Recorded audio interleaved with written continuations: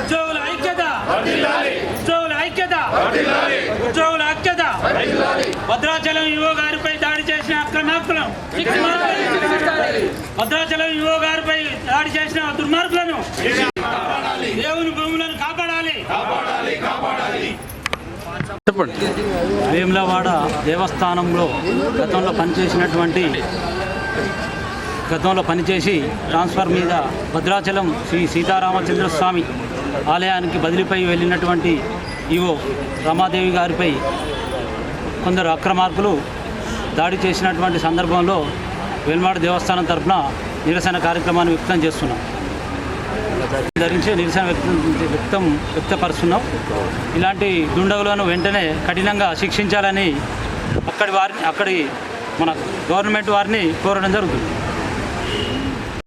ఈరోజు భద్రాచలంలో దేవస్థానానికి సంబంధించినటువంటి 900 ఎకరాల భూమిని కాపాడే ఉద్దేశంతో దేవస్థాన సిబ్బంది మరియు ఈవో గారు వెళ్ళడంతో వారిపై దాడి చేసినట్టుగా తెలిసింది. అట్టి దాడిని మేము అందరం దేవస్థానం సిబ్బంది తరఫున ఖండిస్తున్నాము. మరియు ఈవో వారికి దేవస్థాన సిబ్బందికి మా ప్రధాన ఆలయ సిబ్బంది తరఫున అందరం కూడా ఎప్పుడు మేము వారి సపోర్ట్గా ఉంటామని తెలియజేస్తున్నాం. Thank you. ఒక ఈవోపై దాడిని మేము ఖండిస్తున్నాం. తిమ్మాపూర్ టీఎన్జీ వస్తుంది, మేము ఖండిస్తున్నాము. వీళ్ళందరికీ మేము మద్దతు తెలుపుతున్నాం. ఆమె వేములవాడ దేవస్థానంలో కార్యనిర్వహణాధికారిగా బాధ్యతలు నిర్వర్తించి ప్రస్తుతం భద్రాచలం దేవస్థానంలో కార్యనిర్వహణాధికారి బాధ్యతలు నిర్వర్తిస్తున్న శ్రీ రమాదేవి గారి పైన జరిగిన నేటి దాడిని మా రాజన్న ఆలయ ఉద్యోగుల యూనియన్ తరఫున తీవ్రంగా ఖండిస్తున్నాము.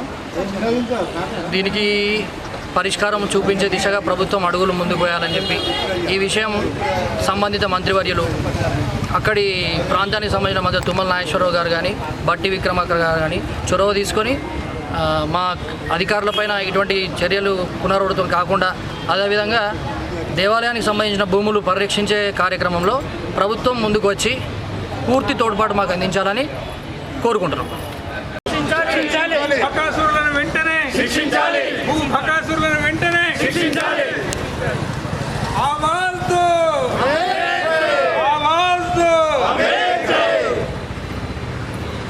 రాముని భూములు, రాముని భూములు, దేవాదాయ శాఖ అధికారులపై దాడులు ఖండించాలి.